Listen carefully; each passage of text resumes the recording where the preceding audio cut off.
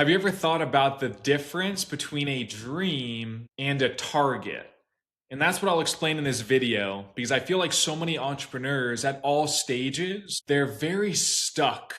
They're very busy, they're grinding, they're doing things day to day that they think are supposed to help them get to that dream. And a dream could be impact, helping a certain amount of people, donating a certain amount of money, or it could be getting the car, it could be getting, the beach house or whatever your dream is. But there's a reason why you feel stuck. And it's because at my level, an 8-figure entrepreneur, and of course, people that I golf with, I spend time with 9-figure, and of course, billionaire level entrepreneurs. The difference of people at this level versus people that aren't there yet, in my opinion, is they set targets, right? And the difference between a dream and a target is that a dream is very abstract. It's very subjective. It's very foo-foo. It's in the air. It's not real. It's not tangible. Whereas a target is very specific. It's measurable.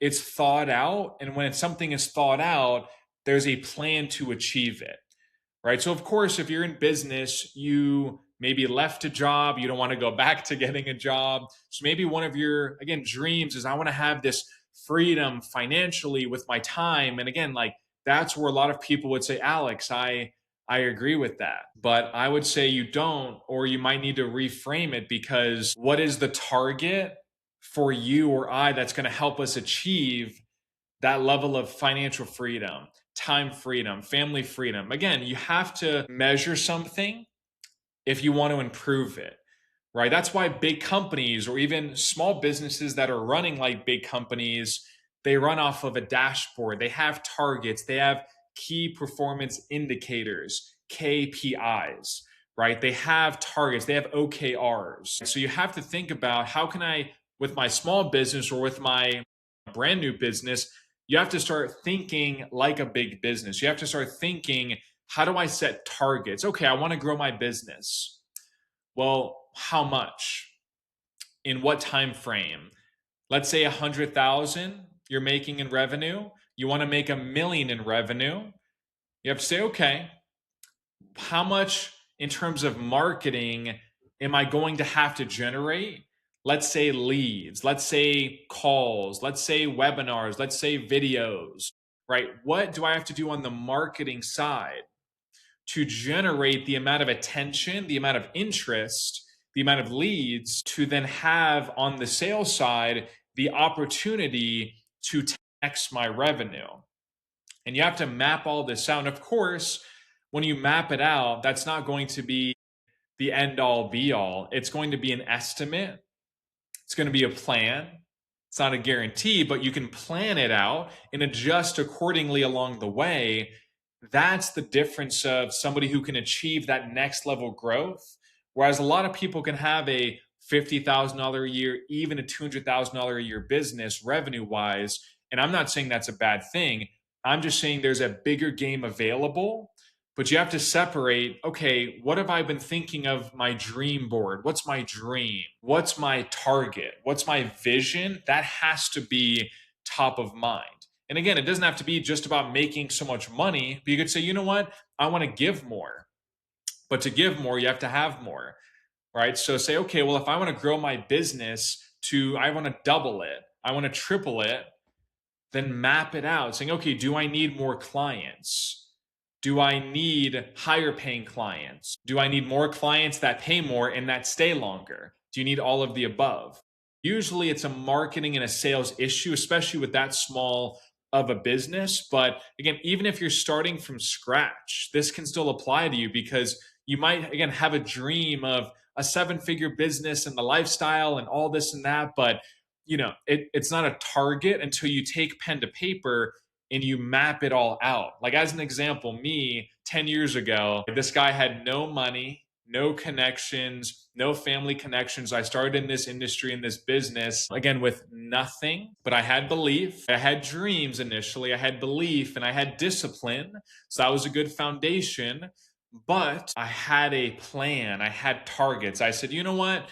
I grew up in South Florida. I loved going to the beach, but I'm like, you know what? I want to live on the beach, not a beach house, not 5 minutes from the beach. I want what you see here. I mean, you can see my lighting in the back. It's not a, you know, it's not a fake, green screen. Look at that. You could see that in the back. That's perfect timing right there.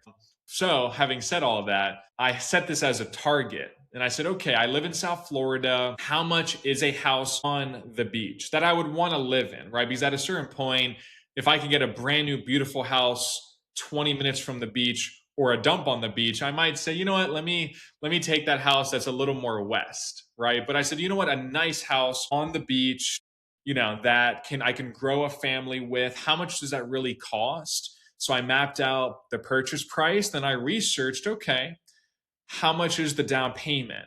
Because with a house this size and this, cost, it's not a 3.5% down. It's not even 10% down. I've learned it's 20% down, if not more. So I'm like, okay, I would need to make a certain amount of money, save that money, we'll pay taxes on it, then save the money. That's just the down payment. But then I also learned, okay, I also need cash reserves. I need moving costs. You need to furnish. A bigger house is beautiful and it's a lot more space to furnish and put art on and stuff like that. So again, you might be like, Alex, I could care less about your beach house, right? But you have to learn. 10 years ago, when I had 2,000 bucks to my name, I mapped out the target and said, hey, this isn't my only goal or target or dream at the time, but this is one of them. And I can measure and I can say, okay, if it costs this much, I need this much down. And I also need to show this much income on my tax returns and my bank statements to show the bank so I can get the loan for the other 80%. That becomes a plan, right? So as I'm working hard, as I'm facing challenges, as I'm doing things that maybe aren't working, are working, I'm staying on track because this vision, this target is achievable in my mind. Because again, going back to belief, if you don't truly believe something can happen, you're not going to have the discipline, you're not going to work hard towards it because you're not thinking it's possible. So this is also a part of, again, for the early entrepreneurs, this is great for you because it turns your belief on a next level. It levels it up because it's like, wow, okay, I'm not saying it's easy. I'm not saying it's guaranteed. I'm saying it's going to be difficult, but it's achievable if you make it a target and you build a plan and say, okay, I don't need to buy the beach house in a year or 2 years or 3 years, but here's my 8-year plan to making it happen. And that's what I did. Right. I didn't have any co-signers for this. My wife and I bought this house. Again, this is one of the many targets that, we've achieved as we've grown over the years, but it's not a dream. A dream usually never happens. People dream of, oh, one day I'd love to win the lottery. I'd love to have $1 million business, but they say it and it's just like it can be taken with the wind. It's not real. It's not tangible. And again, if it's not real, then they don't believe it. And so if you don't believe something, why would you put in the work towards something that you think is deep down not possible? So take this video, think about it, map it out. Again, your targets might be totally different. I think that's great. But again, you need to have targets, not dreams. So again, thank you for watching this video. My name is Alex Albrand. Hope you can like and subscribe and have a great day. God bless.